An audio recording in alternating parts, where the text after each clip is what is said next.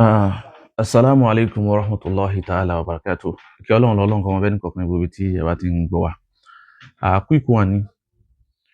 Nísìnyí náà ni mo rí fídíò àwọn àfáà wa bàbá wa Fadilatu Sheikh Adam Yahya Al-Fulani Al-Markazi, Wazirul Markaz, Hafizakumullah wa ra'akum. Ọlọ́run bá ṣe dáadáa fún àwọn bàbá wa, ó ṣàlékún dáadáa torí wọn. Wọ́n ń pèpè peace tó sì dáa púpọ̀.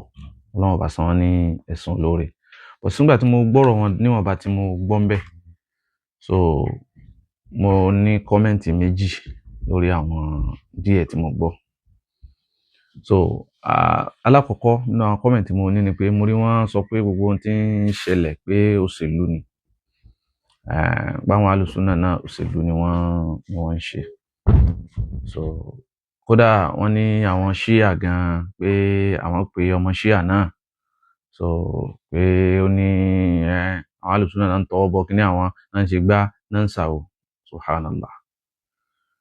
Dákun ẹ má dá nǹkan rú máwọn èèyàn lójú. Kò sẹ́ni kankan tí ń ṣòṣèlú nù wa. Ẹ̀sìn Islam làwa ń ṣe àwọn òṣòṣèlú. Islam tọ́lọ́run gbé wá tó gbé fà nábì tán nábì tàn káàkiri òun là ń ṣe. Kò sí àfa alùsùnà kankan tí ń ṣòṣèlú pẹ̀lú ẹ̀sìn rẹ̀. Ẹ lè bá ń bí òṣèlú ayé, ẹ lè bá ń bí òṣèlú ọ̀run gan.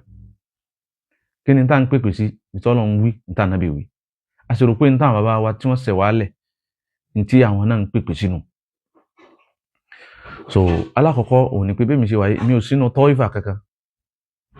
Min tawaifi ahli sunnati wal jamaa. Mi ò sínú kankan. Ṣé ń di máàmù sọ́dọ̀ jamaa kankan. Azabayanu linnas. Àwọn tọ́ífà mi ò sínú wọn. Ká má bínú. Dr. Sharaf, Fadilatu Sheikh Dr. Sharaf, mi sínú ọjọ́ wọn. Fadilatu Sheikh Dr. Fadil, mi sínú ọjọ́ wọn. Fadilatu Sheikh Qamaruddin Yunus, mi sínú ọjọ́ wọn. Mi sínú ọjọ́ ẹni kankan. Faqat ana adabiyya. Muslimun. Sunniyun adabiyun. Adabi lèmi. Sunna ní sínsì, mi ò sí jọ. Mo sì sọ fún yín láì máa gbà nígbà tí mi àti yín sọ̀rọ̀. Ẹ̀sìn làwa fẹ́ ṣe, ẹ̀sìn àwọn ìgbésẹ̀ báyìí, ẹ̀sìn àwọn ìgbésẹ̀ báyìí. Kí lọrin ó lè tòrò, kí ìsìlámù ó lè tòrò ńlẹ̀ Yorùbá. Mo bá yín sọ láàrin mi àtẹ̀yìn. Àrí ìgbésẹ̀ kankan. Kọ́lá mo tún sọ àwọn ibi tẹ́ lọ fún, mo tún sọ àwọn tí tó pè fún yín. Sì ìgbésẹ̀ kankan. Wọ́n yà wá lẹ́nu lẹ́ni pé ẹlẹ́ni pé àwọn bàbá wa kí wọ́n jáde, àwọn tí wọ́n jáde náà ni kí wọ́n máa wá tún ṣe. Ó yà wá lẹ́nu púpọ̀. So èyí ò ní mo kàn fẹ́ fi kún ni, èyí sóhun gangan ni ju ojú ọ̀rọ̀ tí ń lọ. Ẹlẹ́ẹ̀kejì tó fi kún tí ìsojú ọ̀rọ̀ tí ń lọ, òun ni ọmọ ṣíà yìí.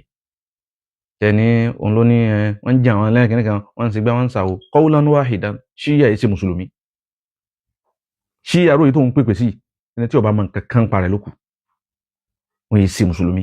Àwọn kan bẹ tán jẹ́ mùsùlùmí, àmọ́ kì í ṣe ṣíà al-imamiyya. Wọ́n yìí ṣe mùsùlùmí. Ẹni tó bá sì ní mùsùlùmí ni kó jáde kó wá wí kárí. Lastly, tí ó jẹ́ kí n jáde gangan, òun ni ọ̀rọ̀ tí mo gbọ́ lọ́dọ̀ yín sìn. Tó yẹ pé dédé irú ọ̀rọ̀ náà ni Al-Mubarak Ẹ̀pẹ́. Àfáà Al-Mubarak lẹ́pẹ́. Irú ẹ̀ náà lòun náà sọ. Tí ń tahama ashaba Rasulillah, la siyama Aba Bakrin wa Uthman wa Umar radiyallahu ta'ala anhum ajma'in. Yín sì ń lé òkú rọ́mọ́ pé wọ́n wà náà mọ̀kànnàín tí wọ́n fẹ́ pọ̀un sí Ọlọ́run. Ó tún wá lóhun ní tírà rẹ̀.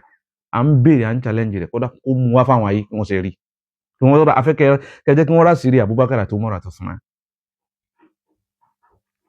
Lú rẹ̀ ń náà lẹ́yìn náà wá ṣe. Ẹ lọ ń sọ̀rọ̀ nípa Uthman ibn Affan àti Ammar ibn Yasir. Pé ọ̀nà òṣèlú ni. Bàbá ń tẹ́ kọ́ wa. In ja'akum fasiqun binaba'in fatabayyanu. Sí tàbáyùnù ń tẹ́ wí ni. Wọ́n já sí àwọn èèyàn lọ́nà. Àwọn tí wọn ò kéwú tó ẹ pẹ́sìn Ọlọ́run làwọn náà fẹ́ ṣe tí wọn mọ̀ kankan. Ẹ já bẹ̀rù Ọlọ́run lára àlùmọ̀ yìí. In tẹ́ wí nísìn ń bẹnu tíra Tarikh al-Madinatil Munawwara Ibn Shabba. Àwọn àfáà tí wá sọ pọ̀lọpọ̀ ọ̀rọ̀ lórí ẹ̀ tí wọ́n dìbọ́ǹkì ọ̀rọ̀ náà tó sì jọ́rọ̀ tó kún náà ni. Ẹni tí ó bá àwọn èèyàn láyé tó wá lọ ṣe tíra tí wọ́n ń parọ́ mọ́ wọn. ń bẹnu tíra Musnadul Imam Ahmad tahqiqu àfáà Sheikh As-Sunni Muhammadu Shakir ń dìbọ́ǹkì ẹ̀. Majma'u Zawahidi tí àfáà Haythami ń bẹ́ẹ̀ wọ́n di bọ́ǹkì ẹ̀. Jamu Tahsil fi Ahkamil Marasil ń bẹ́ẹ̀ nú ẹ̀ wọ́n ní rọ́ni. Kitabu Ansabil Ashraf ń bẹ́ẹ̀ wọ́n ní rọ́ni.